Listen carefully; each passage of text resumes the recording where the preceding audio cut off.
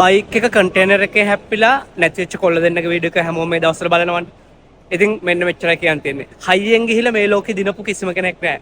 ඔය හයියෙන් බයික් පදින කොල්ලන්ට කියන්නේ බයික් පදින්න ඕනේ. හැමෝම ආසයි බයික් එකක් පදින්න. ඒක සාමාන්‍ය දෙයක්. පොඩි ඇක්සිඩන්ට් වෙනවා, හීරීම් වෙනවා, කැපීම් වෙනවා, තුවාල වෙනවා. හරි සාමාන්‍ය දෙයක් කොල්ලෙට්ට ඕක. හැබැයි මතක තියාගන්නilla.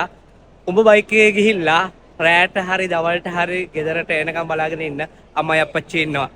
හැම වෙලෙම බයික් එකේ යනකොට එකම එක දෙයක් සිහිය තියාගන්නilla. අම්මයි අප්පච්චි මම එනකන් ගෙදරට වෙලා බලාගෙන ඉන්නවා කියන එක. හයියෙන් ගිහිල්ලා මේ ලෝකේ කිසිම දෙයක් ඇත්තටම ආපහු කියනවා ලබා ගන්න බෑ. හරිද? වේගය 50ට යන්න තියෙන එක 55ට ගියා කියන්නේ වෙන එකක්. හැබැයි 50ට යන්න ඕන එක 100ට යනවා කියන්නේ තවත් එකක්. වේගයයි අධිවේගයයි කියන්නේ දෙකක්. වෙච්ච දේ වුණා ඒ බයිසිකල් පැද්දේ කොල්ල දෙන්නටවත් ට්‍රක් එකේ හිටපු රියදුරටවත් කිසිම කෙනෙක්ට බනින්න අපිට අයිතියක් නැහැ. බැනලා වැඩක් නැහැ. හැබැයි වෙච්ච දේන් පාඩමක් ඉගෙනගෙන අපි මොකද කරන්න ඕන කියලා දැනගෙන ජීවත් වෙන්න ඕනේ.